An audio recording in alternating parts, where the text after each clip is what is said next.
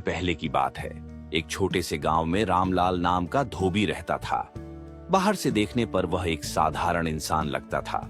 मटमैले कपड़े, सिर पर फटा हुआ पगड़ा और हमेशा कंधे पर कपड़ों की गठरी लटकाए हुए। लेकिन अंदर से रामलाल एक बेहद चालाक और चतुर आदमी था। वह अपनी चालाकी से बड़े बड़े मसलों को हल कर देता और कभी कभी तो अपनी बुद्धि से दूसरों को ऐसा चकमा देता कि लोग महीनों तक उसकी बातों पर हंसते रहते। गांव के लोग उसे प्यार से चतुर धोबी बुलाते थे, लेकिन यह नाम उसके अच्छे स्वभाव या ईमानदारी की वजह से नहीं, बल्कि उसकी मजेदार और चालाक हरकतों की वजह से पड़ा था। रामलाल का दिमाग हमेशा नई तरकीबें सोचता रहता, कैसे बिना ज्यादा मेहनत के काम हो जाए, कैसे दूसरों से हंसी खुशी में कोई फायदा उठा लिया जाए और कैसे हर मुश्किल से बचा जाए। रामलाल का मुख्य काम कपड़े धोना था। हर सुबह वह अपने गड्ढे धोनी को लेकर नदी की ओर जाता। धोनी भी रामलाल जैसा ही था, दिखने में मासूम लेकिन अंदर से बड़ा ही समझदार। दोनों का आपसी तालमेल इतना बढ़िया था कि गड्ढे के हाव भाव से ही रामलाल समझ जाता कि वह क्या कहना चाह रहा है। गांव के लोग अक्सर मजाक करते, रामलाल और धोनी के बीच कोई गुप्त भाषा है। रामलाल की जिंदगी में सबसे बड़ी समस्या यह थी कि वह ज्यादा मेहनत करना पसंद नहीं करता था। उसे अपने ग्राहकों के कपड़े धोने में आलस आता और इसलिए वह हमेशा ऐसी तरकीबें ढूंढता जिनसे काम जल्दी निपट जाए। लेकिन उसका तरीका इतना अनोखा होता कि ग्राहक भी कभी उससे नाराज नहीं होते। उल्टा उसकी कहानियों और मजाकिया अंदाज की वजह से लोग उसके पास और ज्यादा कपड़े लाने लगते। गांव में रामलाल के कई किस्से मशहूर थे। जैसे एक बार उसने राजा के महल के कपड़े धोने का ठेका लिया। राजा ने उसे धमकी दी थी, अगर कपड़े सही तरीके से नहीं धुले तो सजा मिलेगी। लेकिन रामलाल ने ऐसा क्या किया कि राजा हंसते हंसते उसकी तारीफ करने लगा। यह एक मजेदार किस्सा है जो आपको इस कहानी में आगे जानने को मिलेगा। रामलाल की चालाकी के किस्से गांव में हर किसी की जुबान पर थे, लेकिन जो किस्सा सबसे ज्यादा मशहूर हुआ वह राजा के महल के कपड़ों से जुड़ा था। हुआ यूं कि एक दिन राजा के महल से संदेश आया कि धोबी चाहिए जो महल के भारी भरकम कपड़े और गलीचों को साफ कर सके। महल में काम करने का मतलब था सम्मान और सोने की मुद्राएं, लेकिन काम भी उतना ही बड़ा था। गांव के बाकी धोबी डर के मारे चुप रहे, क्योंकि राजा के आदेश का पालन न करने का मतलब था सजा। लेकिन रामलाल को यह सुनते ही उसकी चालाकी भरी मुस्कान आ गई। रामलाल महल पहुंचा और बोला, महाराज, यह काम मुझसे बेहतर कोई नहीं कर सकता, पर मैं एक शर्त पर यह काम करूंगा। राजा ने उत्सुक होकर पूछा, क्या शर्त है? रामलाल बोला, मुझे कपड़े धोने के लिए 3 दिन का समय और काम करने की पूरी आजादी चाहिए। कोई मुझसे सवाल नहीं करेगा। राजा हंसते हुए बोले, बस इतनी सी बात? ठीक है, अगर तुमने कपड़े सही तरीके से नहीं धुले तो तुम्हें महल के कैद खाने में डाल दिया जाएगा। रामलाल ने तुरंत हामी भर दी और कपड़े ले जाने की अनुमति मांगी। अगले दिन रामलाल ने धोनी को सजाया और सभी कपड़े गधे की पीठ पर लाद दिए। गांव वाले यह नजारा देखकर बोले, रामलाल, इतने भारी कपड़े, क्या तुम सच में इन्हें धो पाओगे? रामलाल मुस्कुराया और बोला, धोनी और मैं मिलकर कुछ भी कर सकते हैं, बस देखना। अब चालाकी शुरू हुई। रामलाल कपड़े लेकर नदी पर गया, लेकिन धोने की बजाय उसने एक एक कपड़े को पानी में डुबोया और फिर उसे गड्ढे के ऊपर सूखने के लिए डाल दिया। कुछ देर में सभी कपड़े ऐसे दिखने लगे जैसे वे धोए गए हों। इसके बाद वह वापस महल पहुंचा और राजा से बोला, महाराज, आपके सभी कपड़े साफ और चमकदार हैं, लेकिन इन्हें खास द्रव्य से धोने के बाद 2 दिन धूप में रखना होगा ताकि इनकी चमक बनी रहे। राजा खुश हो गया और कपड़े सूखने के लिए महल के बगीचे में रख दिए। जब राजा ने कपड़े देखे तो उन्हें लगा कि कपड़े वाकई साफ हो गए हैं। असल में कपड़ों पर नदी के पानी की महक और धूप की गर्मी से वे चमकदार लग रहे थे। राजा ने रामलाल को सोने की मुद्राओं से पुरस्कृत किया, लेकिन असल में रामलाल ने एक भी कपड़ा सही से नहीं धोया था।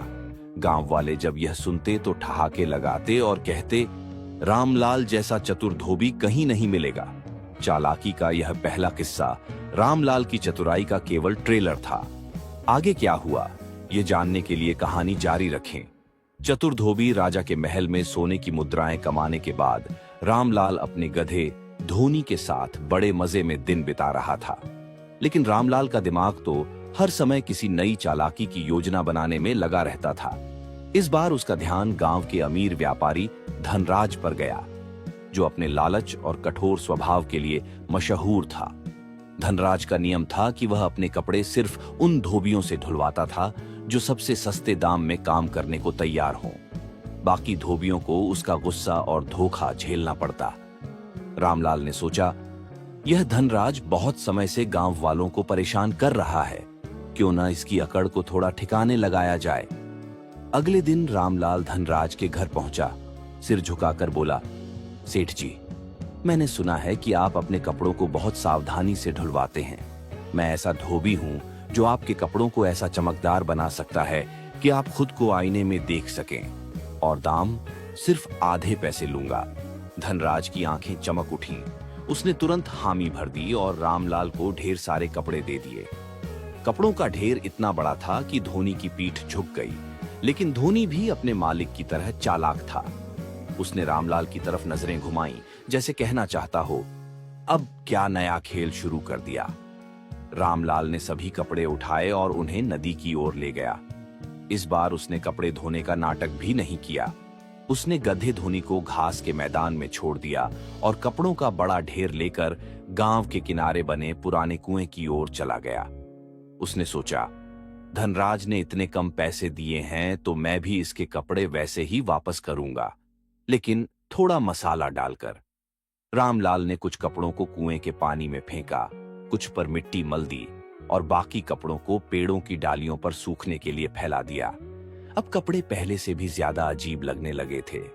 3 दिन बाद रामलाल ने कपड़े धनराज को लौटाए। जैसे ही धनराज ने कपड़े देखे, उसकी आंखें गुस्से से लाल हो गईं। उसने चिल्लाकर कहा, रामलाल, ये क्या किया? मेरे कपड़े तो और गंदे हो गए हैं। रामलाल ने शांत स्वर में कहा, सेठ जी, आपने मुझे इतने कम पैसे दिए थे कि मेरी मेहनत भी आधी रह गई, और जब मेहनत आधी हो तो कपड़े ऐसे ही लगते हैं। अगर आप चाहते हैं कि कपड़े पूरी तरह से साफ हों तो आपको पूरा पैसा देना होगा। धनराज ने दांत पीसते हुए कहा, अच्छा, अब मैं तुझे सजा दिलवाऊंगा। तभी धोनी, जो पास खड़ा था, अचानक जोर जोर से हिनहिनाने लगा। ऐसा लगा जैसे वह रामलाल का समर्थन कर रहा हो। गांव वाले, जो यह सब देख रहे थे, ठहाके लगाकर हंसने लगे। एक बुजुर्ग बोला, धोनी भी जानता है कि रामलाल सही है। सेठ जी, अब आप ज्यादा लालच न करें। धनराज को अपनी इज्जत बचाने के लिए गुस्सा शांत करना पड़ा। उसने रामलाल को पूरा पैसा देने का वादा किया और कहा, लेकिन अगली बार ऐसी चालाकी मत करना। रामलाल मुस्कुराया और बोला, सेठ जी, मेहनत और दाम का रिश्ता सीधा है। आप सस्ता चाहेंगे तो काम भी वैसा ही मिलेगा। गांव में यह किस्सा कुछ ही घंटों में फैल गया। लोग रामलाल और उसके गधे की चालाकी पर हंसते हंसते लोटपोट हो गए। लेकिन रामलाल को एक और नई चुनौती का सामना करना था। आखिर चालाकी के रास्ते पर कभी आराम नहीं मिलता। चतुर धोबी गांव में रामलाल और उसके गधे धोनी की जोड़ी की चर्चा हर जगह होने लगी थी। जहां लोग रामलाल की चालाकी पर हंसते थे, वहीं गधा धोनी भी अपनी हरकतों के लिए मशहूर हो गया था। लेकिन कुछ लोग रामलाल की चतुराई से जलते भी थे। एक दिन गांव के दूसरे धोबी गोपी ने सोचा, रामलाल हर बार अपनी चालाकी से पैसे और इज्जत दोनों कमा लेता है। अगर उसके गधे धोनी को चुरा लूं तो उसकी सारी चालाकी बेकार हो जाएगी। रात का अंधेरा घना था। गोपी चुपके से रामलाल के घर के बाहर पहुंचा। धोनी खूंटे से बंधा सो रहा था। गोपी ने उसे खोलकर अपने घर ले गया और वहां एक खाट से बांध दिया। उसे लगा कि अगली सुबह रामलाल का तमाशा देखने को मिलेगा। सुबह हुई और रामलाल ने देखा कि धोनी गायब है। उसने तुरंत अपनी चालाकी भरी मुस्कान लाते हुए कहा, अब देखता हूं गधा चुराने वाला मुझसे कैसे बचता है। रामलाल ने गांव के चौपाल में जाकर ऊंची आवाज में ऐलान किया, सुनो सुनो, मेरे गधे धोनी के गायब होने से गांव पर बड़ी मुसीबत आने वाली है। वह कोई साधारण गधा नहीं है, बल्कि देवी का अवतार है। जो उसे वापस करेगा उसकी सारी मनोकामनाएं पूरी होंगी, और जिसने उसे चुराया है वह 3 दिन में श्राप का शिकार हो जाएगा। अगली रात गोपी ने धोनी को खोलकर रामलाल के घर के पास छोड़ दिया और चुपचाप भाग गया। लेकिन रामलाल ने दूर से यह सब देख लिया। उसने सोचा, अब इसे सबक सिखाने का समय है। सुबह होते ही रामलाल ने पूरे गांव को बुलाया और कहा, देखो, देवी के चमत्कार से मेरा गधा वापस आ गया है, लेकिन मैं उस व्यक्ति को जानता हूं जिसने इसे चुराया था। देवी ने मेरे सपने में आकर उसका नाम बताया। अगर वह व्यक्ति खुद सामने नहीं आएगा तो उसे बड़ा नुकसान झेलना पड़ेगा। गांव वाले इस बात को लेकर घबराने लगे। उन्होंने सोचा, अगर यह सच है तो गधे को तुरंत वापस करना चाहिए।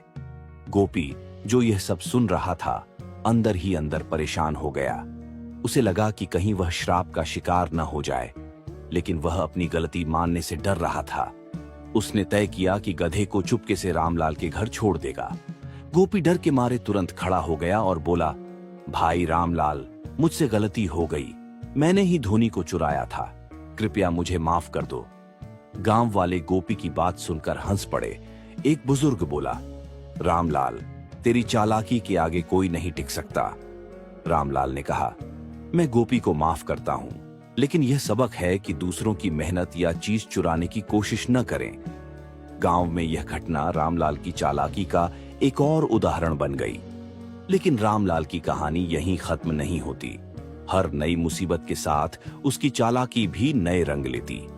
रामलाल की चालाकी और गधे धोनी की हरकतें अब पूरे इलाके में मशहूर हो चुकी थीं। जहां रामलाल अपनी चतुराई से लोगों को मात देता था, वहीं धोनी अपने मासूम चेहरे से सबका दिल जीत लेता। लेकिन रामलाल ने सोचा, अब मेरी चतुराई से मैं सिर्फ हंसी मजाक तक ही सीमित हूं। क्यों ना इस गधे को थोड़ा कमाई का जरिया बनाया जाए। रामलाल ने गांव में ऐलान किया, मेरा गधा धोनी कोई साधारण जानवर नहीं है। वह लोगों का भविष्य बता सकता है और हर समस्या का हल ढूंढ सकता है। जो कोई अपनी परेशानी का हल जानना चाहता है, वह मेरे पास आए। फीस सिर्फ एक चांदी का सिक्का। गांव वाले रामलाल की बातों पर भरोसा करते थे और अब जब उसने धोनी को भविष्यवक्ता बताया तो लोग इसे एक बड़ा चमत्कार मानने लगे। रामलाल ने अपने घर के बाहर एक चटाई बिछाई और धोनी को वहां बैठा दिया। उसने गधे के गले में एक माला डाल दी और उसके सिर पर हल्दी और चंदन का टीका लगा दिया। अब धोनी वाकई किसी महागुरु की तरह लग रहा था। पहला ग्राहक आया, गांव का लाला हरिराम, जो अपने खोए हुए पैसे के बारे में जानना चाहता था। रामलाल ने गधे की तरफ इशारा करते हुए कहा, लाला जी, अपनी समस्या इस महागुरु को बताइए, वह आपको इशारे में जवाब देगा। हरिराम ने झुककर धोनी से कहा, महागुरु, मेरे पैसे कहां गए? रामलाल ने गधे के कान के पास फुसफुसाते हुए कहा, धोनी, जोर से हिनहिनाना। धोनी ने ढेंचू की जोरदार आवाज निकाली। रामलाल ने कहा, देखा, महागुरु ने बताया कि आपके पैसे आपके ही घर में हैं। आप उन्हें एक बार अपनी अलमारी के पीछे देखिए। हरिराम घर जाकर देखता है तो पैसे सच में वहीं मिल जाते हैं। वह तुरंत आकर रामलाल को धन्यवाद देता है और 2 चांदी के सिक्के दे जाता है। इस चमत्कार के बाद रामलाल और धोनी के पास लोगों की भीड़ लगने लगी। कोई अपनी शादी की तारीख पूछने आया तो कोई अपने खोए हुए बकरे के बारे में। रामलाल हर किसी को अलग अलग तरीके से जवाब देता और लोग संतुष्ट होकर चले जाते। लेकिन इतनी मेहनत करने के बाद धोनी थक गया। उसने 2 दिन तक कुछ भी खाने से इनकार कर दिया। रामलाल समझ गया कि धोनी नाराज है। उसने कहा, अरे मेरे दोस्त, तू मेरे साथ है, तभी तो मैं इतना मशहूर हूं। चल, आज से आधी कमाई तेरे खाने पीने पर खर्च करूंगा। धोनी ने मानो रामलाल की बात समझ ली और हिनहिनाकर अपनी स्वीकृति दी। रामलाल और धोनी की जोड़ी अब गांव के साथ साथ आसपास के कस्बों में भी मशहूर हो गई। लेकिन क्या रामलाल हमेशा अपनी चतुराई से सबको मात देता रहेगा, या कभी उसकी चालाकी उसके लिए ही मुसीबत बन जाएगी? रामलाल और उसके गधे धोनी की जोड़ी अब दूर दूर तक मशहूर हो चुकी थी। लेकिन जहां नाम होता है वहां दुश्मन भी होते हैं। पास के गांव का एक धोबी भैरव रामलाल की लोकप्रियता से जलता था। उसने सोचा, अगर मैं रामलाल के गधे को चुरा लूं तो उसकी सारी चालाकी खत्म हो जाएगी और मैं खुद मशहूर हो जाऊंगा। एक रात भैरव ने अपने 2 साथियों के साथ मिलकर धोनी को चुपके से खोल लिया और उसे अपने गांव ले गया।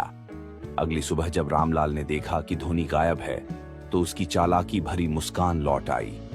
उसने कहा, जो मेरे गधे को ले गया है वह मेरी चालाकी को नहीं समझता। अब देखता हूं वह इस समस्या से कैसे बचता है। रामलाल ने चौपाल पर जाकर ऐलान किया, गांव वालों, मेरे गधे धोनी को किसी ने चुरा लिया है। लेकिन उसे यह नहीं पता कि धोनी साधारण गधा नहीं है, बल्कि वह देवी का दूत है। जो भी उसे छुएगा उस पर देवी का श्राप लगेगा, और जो उसे वापस करेगा उसे देवी का आशीर्वाद मिलेगा। गांव वालों के बीच यह खबर आग की तरह फैल गई। हर कोई कहने लगा, जिसने धोनी को चुराया है उसे बहुत बड़ी मुसीबत झेलनी पड़ेगी। भैरव और उसके साथी जब यह सुनते हैं तो उनके दिलों में डर बैठ जाता है। उन्हें लगता है कि कहीं सच में श्राप न लग जाए।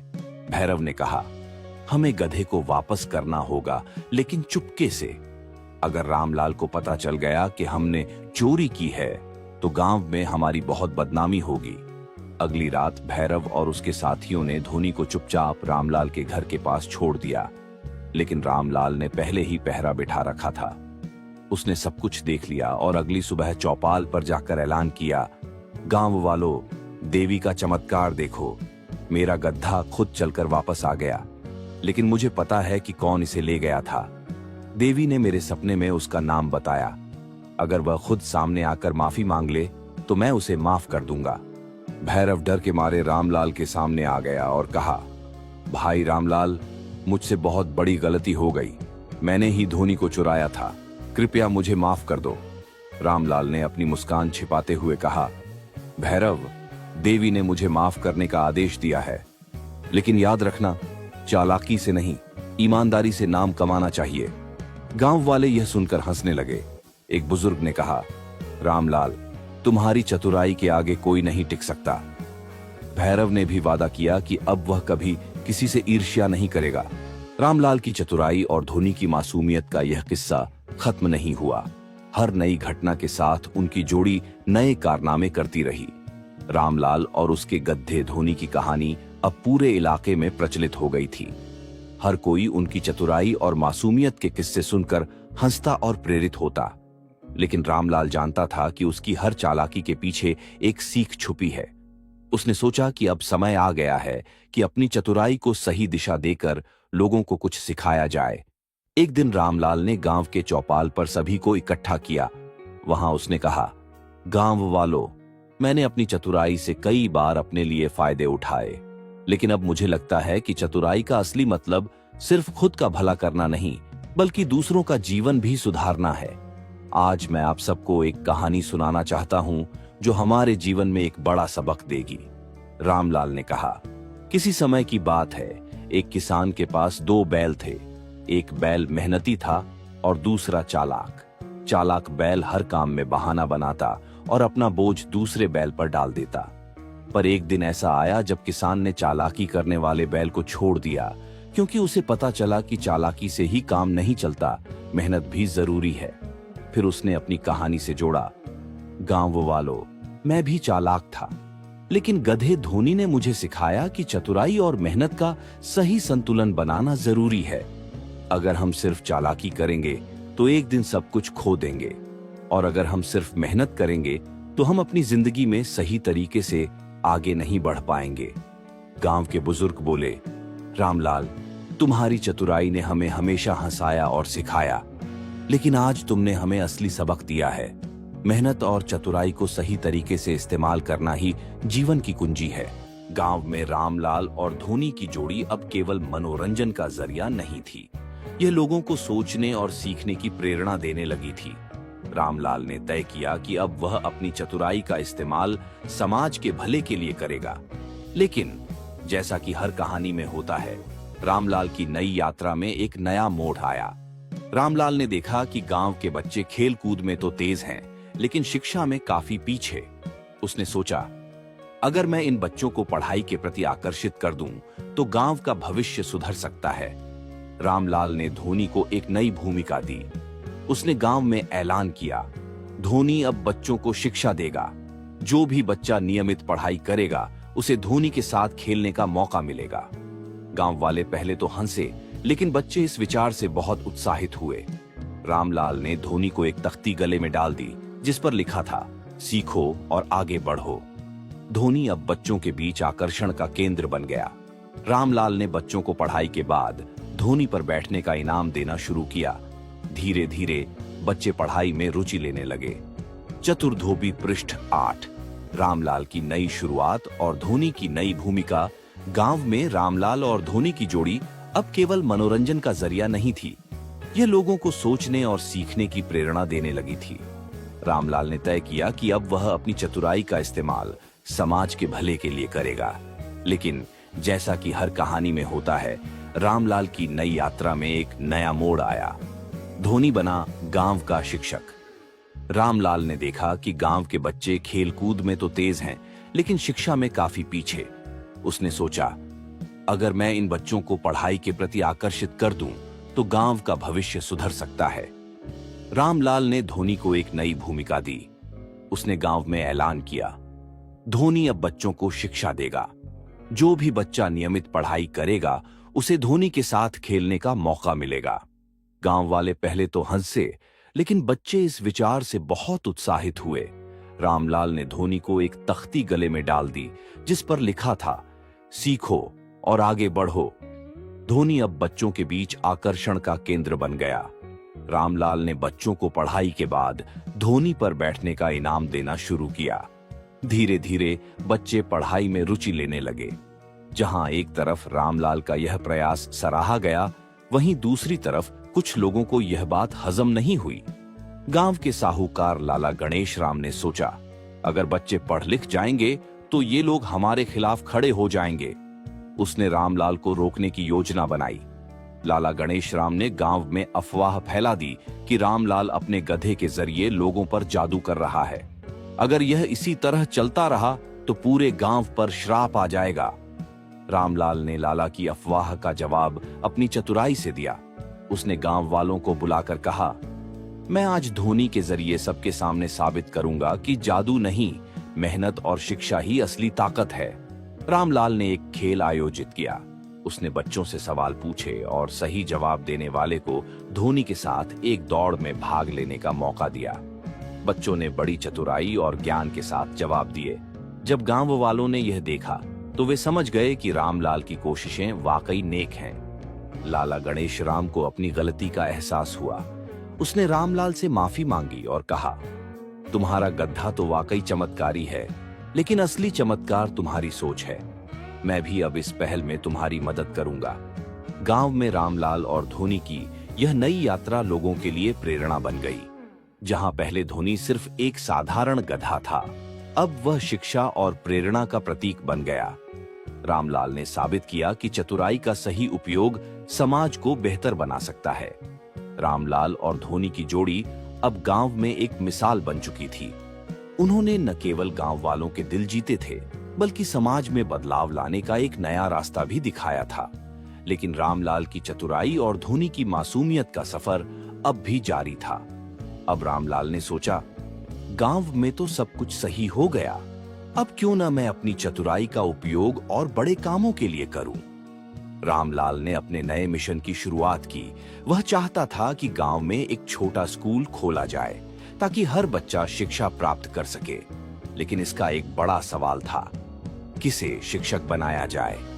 धोनी के अलावा कौन और बेहतर हो सकता है? यह सोचते हुए रामलाल ने धोनी को गांव के बच्चों का मुख्य शिक्षक नियुक्त कर दिया।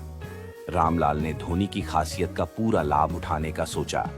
उसने कहा, धोनी अब न केवल बच्चों का खेल साथी बनेगा, बल्कि उनका गुरु भी बनेगा।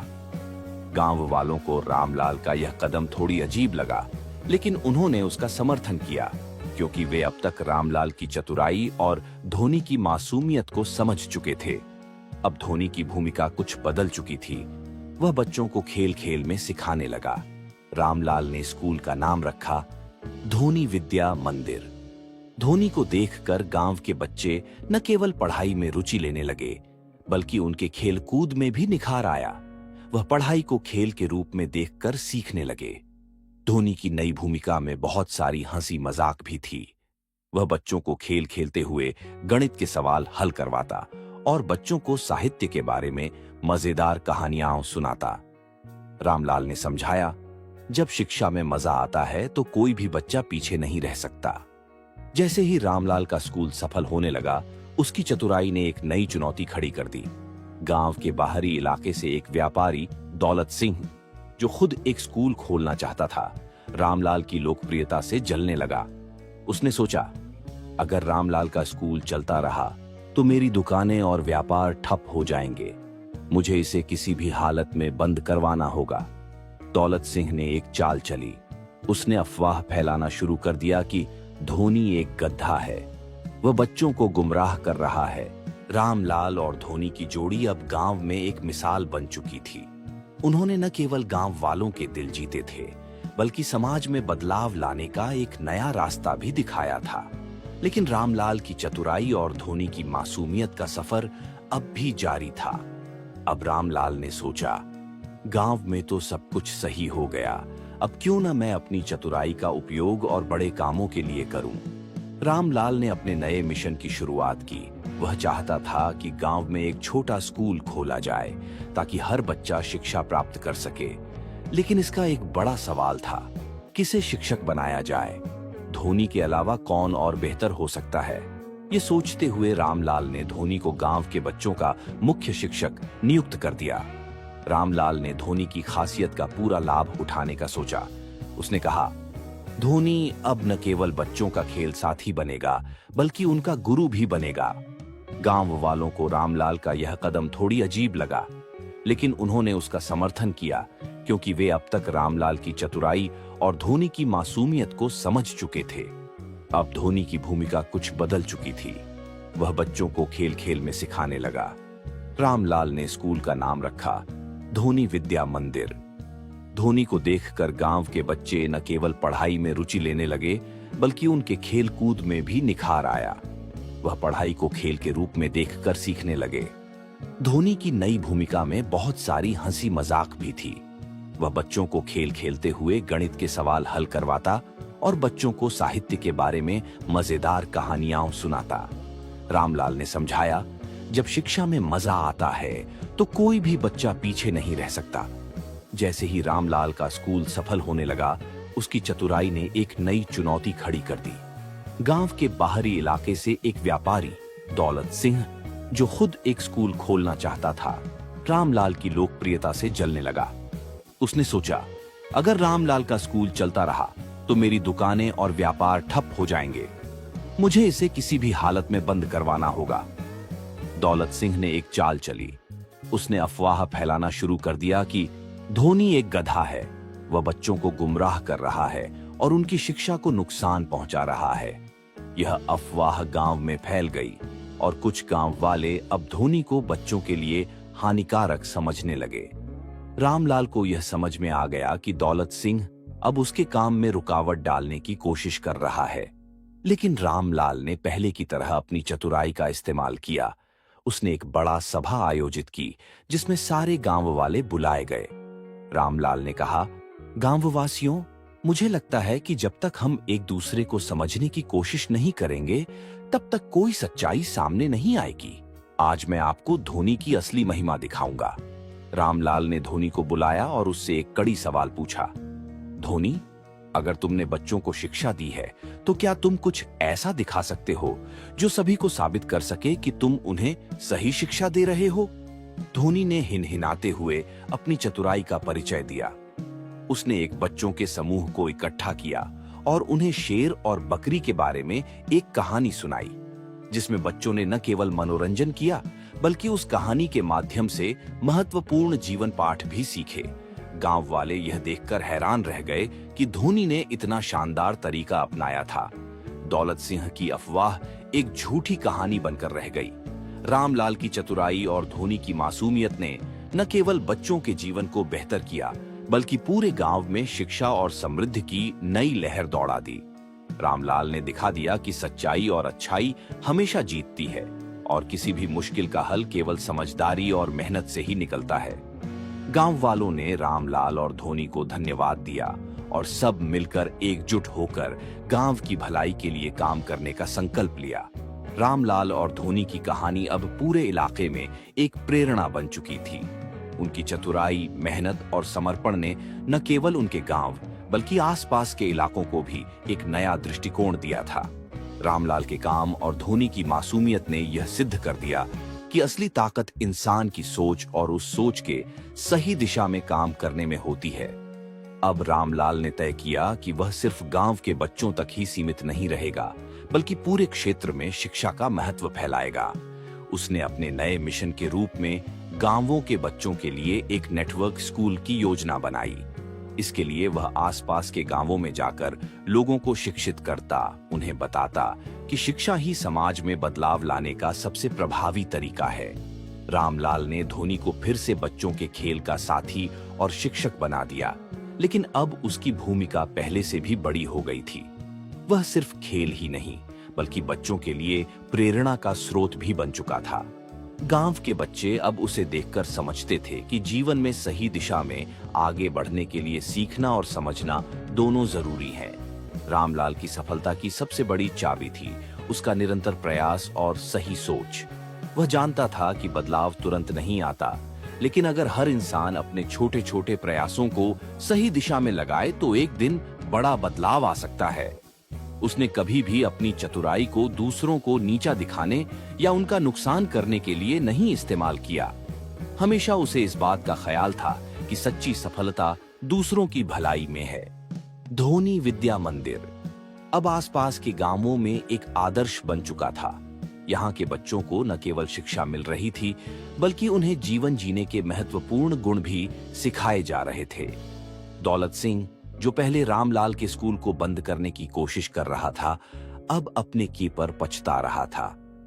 उसने रामलाल से व्यक्तिगत रूप से माफी मांगी और कहा, मैंने जो भी किया वह मेरी घमंड और अहंकार की वजह से था।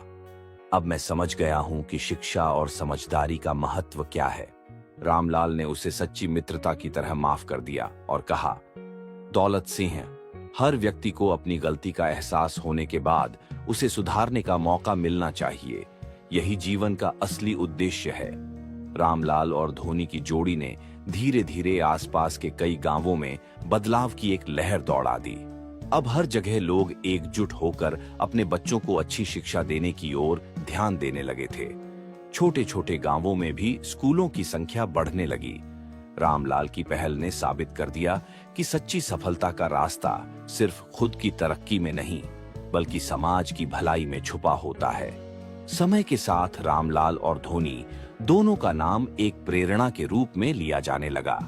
उनके प्रयासों ने न केवल बच्चों को शिक्षित किया, बल्कि उन्होंने यह सिद्ध कर दिया कि चतुराई का असली मतलब सिर्फ अपने फायदे के लिए नहीं, बल्कि दूसरों की भलाई के लिए होना चाहिए। गांव वालों ने रामलाल और धोनी के योगदान को सराहा और उन्हें सम्मानित किया। अब रामलाल और धोनी की जोड़ी सिर्फ एक मजेदार कहानी नहीं थी, बल्कि गांव-गांव में प्रेरणा देने वाला उदाहरण बन चुकी थी। रामलाल और धोनी की कहानी अब सिर्फ एक गांव की नहीं, बल्कि पूरे क्षेत्र की प्रेरणा बन चुकी थी। जहां पहले रामलाल की चतुराई को केवल एक मजाक के रूप में लिया जाता था, अब उसे एक बदलाव लाने वाले नेता के रूप में देखा जाने लगा। गधा था अब पूरे इलाके में एक प्रतीक बन चुका था। प्रतीक उस शक्ति का जो किसी के भीतर छुपी होती है, अगर उसे सही दिशा मिले। रामलाल का सबसे बड़ा सपना था हर बच्चे को शिक्षा मिले ताकि वह अपने जीवन में सफलता पा सके। इस सपने को पूरा करने के लिए उसने कभी भी अपने प्रयासों में कमी नहीं की। उसने छोटे छोटे कदम उठाए, लेकिन हर कदम में एक बड़ी सोच छिपी हुई थी। आज वह सपना धीरे धीरे सच हो रहा था। रामलाल ने अब और बड़े सपने देखे थे। उसने तय किया कि वह पूरे इलाके में न केवल शिक्षा की गुणवत्ता बढ़ाएगा, बल्कि लोगों के जीवन स्तर को भी सुधारने का प्रयास करेगा। इसके लिए उसने एक और योजना बनाई। यह योजना रामलाल के लिए बेहद महत्व की थी, क्योंकि उसने देखा कि शिक्षा के साथ साथ लोगों को स्वास्थ्य सुविधाओं की भी जरूरत थी। रामलाल ने इस पहल के बारे में अपनी योजना गांव वालों से साझा की। गांव वालों ने भी उसका उत्साह बढ़ाया और उसका साथ दिया। अब धोनी की भूमिका भी बदल चुकी थी। पहले वह बच्चों के साथ खेलता था और उन्हें शिक्षा देता था, लेकिन अब वह बच्चों के स्वास्थ्य और मानसिक विकास पर भी ध्यान देने लगा। धोनी ने बच्चों को ताजगी से भरी दिनचर्या, खेल और ध्यान के अभ्यास सिखाए। बच्चों ने खेल खेल में यह सब सीखा और उनकी शारीरिक और मानसिक सेहत में सुधार हुआ। गांव वाले धोनी को अब एक स्वास्थ्य गुरु के रूप में देखते थे। वह बच्चों को सिर्फ किताबों में नहीं बल्कि जीवन के सच्चे पाठ में भी मार्गदर्शन करता। कुछ समय बाद लाला गणेश राम, जो कभी रामलाल का विरोधी था, अब उसे अपना मित्र मानने लगा था। उसने रामलाल से कहा, तुम्हारी मेहनत और सच्चाई ने मुझे सिखाया कि केवल पैसों से नहीं बल्कि लोगों के भले के लिए काम करना चाहिए। लाला गणेश राम ने न केवल रामलाल की योजना में मदद की बल्कि आर्थिक योगदान भी दिया। रामलाल और धोनी ने अपनी यात्रा खत्म की, लेकिन उनकी कहानी एक उदाहरण बन गई। गांव के लोग अब एकजुट होकर काम करते थे और उनका जीवन पहले से कहीं बेहतर था। उनकी मेहनत और अच्छाई का परिणाम यह था कि समाज में सकारात्मक बदलाव आ चुका था। सच्चाई और समर्पण से किया गया काम कभी व्यर्थ नहीं जाता।